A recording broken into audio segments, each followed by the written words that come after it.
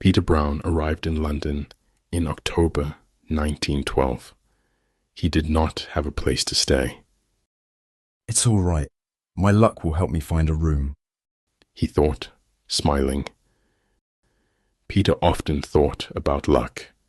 He would tell everyone, One day I'm going to become rich. Lucky people get rich, and I'm lucky. After walking for 2 hours, Peter finally found a room in a house. It was near London Bridge.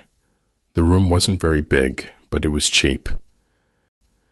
The landlord's name was Mr. Johnson. He looked at Peter from head to toe. What's your name? Where are you from? He asked.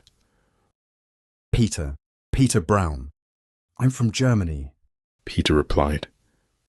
Well, you can have the room, but I want 3 weeks' money in advance. But I've only got 2 weeks' money, Peter said. Tomorrow's Sunday. You can't find work on Sunday, so when will you give me the 3rd week's money? Peter smiled with his mouth, but not his eyes. I can find work. I'm lucky. Good things happen to me. It's called Peter's luck, he said.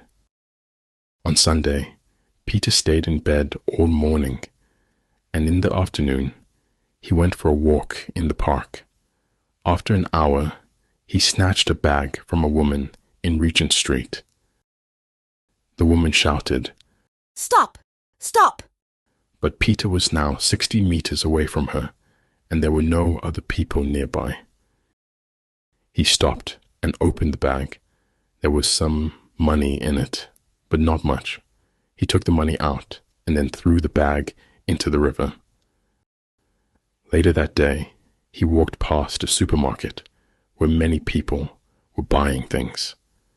Peter moved carefully among them. He stood behind a fat man for a while, then quietly moved away. The man didn't notice Peter's hand in his back pocket, but now the man's wallet was inside Peter's shirt. It was a big, fat wallet. When he got back to the house, he gave the landlord the 3rd week's money for the room. You found work on a Sunday? Where? Who did you work for? Johnson asked. Peter smiled. I told you, I'm lucky. It's Peter's luck. For the next 5 months, Peter Brown walked on the streets of London almost every day. He stole handbags from women, items from shops, and took wallets from men's pockets. One morning, he quietly took a wallet from the pocket of a young man with a kind face. Peter was usually a very skilled pickpocket. People never suspected a thing. But not that morning. The man with the kind face was quick. He turned around, saw Peter, and shouted, "Hey, you! That's my wallet. Come back here." But Peter was a good runner too. In 5 seconds, he was in another street, then around another corner, and finally, he jumped onto a bus. Peter's luck, Peter said, laughing.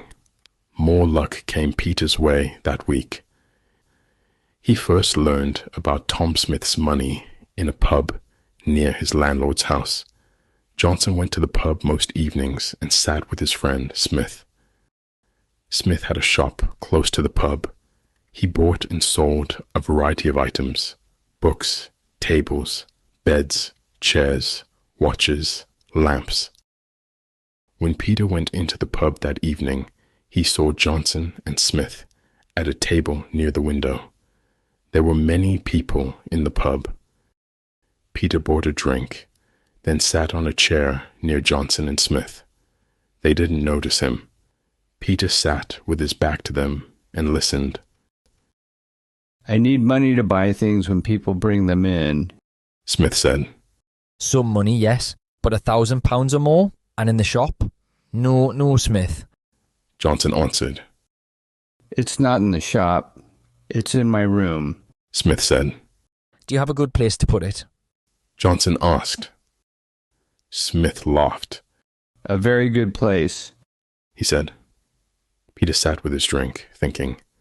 He knew Smith's shop because it was in the same street as Johnson's house. Peter often walked past it. £1,000 or more.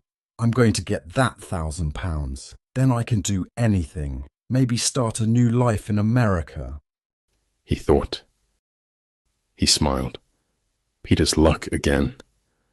So the money was in the room at the back, in a very good place. But where was that place? The next morning, Peter walked slowly past Smith's shop. He didn't go in, but looked through the window. The old man was in the shop, but he didn't see Peter. Peter saw an open door to the room at the back of the shop. Inside the room, there was a table, 2 chairs, and a big cupboard. Was Smith's money in that cupboard? Suddenly, the old man looked up, and Peter quickly turned and walked away. Peter didn't go to bed that night. He packed all his things into a bag, sat in an armchair, and waited. At midnight, he went downstairs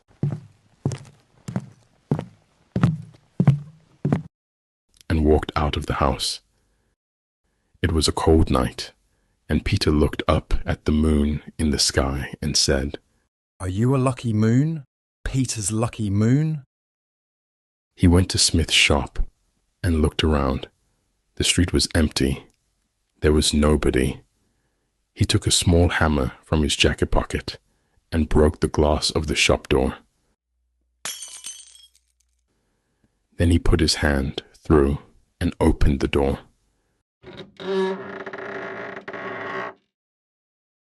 Peter quickly went inside the shop. He closed the door behind him and put his bag on the floor. Then he quietly walked across the shop to the door of the back room. He opened it and went inside. It was dark, but moonlight came through the window, and Peter could see the big cupboard. The little hammer quickly opened the cupboard. There were many files and papers inside. Some of the papers fell out onto the floor. Who's there? Smith called out. Peter didn't move. Only his eyes shifted, looking around the room. Then a door at the back of the room opened, and Tom Smith came in with a candle. He saw Peter. What the... he began. Peter quickly grabbed the old man's arm and pulled it up behind his back. Then he held the hammer in front of Smith's face and said, "Where's the money? Tell me." Money? What? What money? There isn't any money. Smith said. "Yes, there is. You told Johnson about it in the pub. £1,000 or more. Where is it?" said Peter. Smith said nothing. "Tell me, or I'm going to break your arms. First one arm, and then the other one. Where is it?" said Peter. Smith tried to pull his arm away. He tried to yell, but no words came out. Peter held the hammer in front of Smith's eyes. "Tell me, or this hammer goes into your face." All right, all right.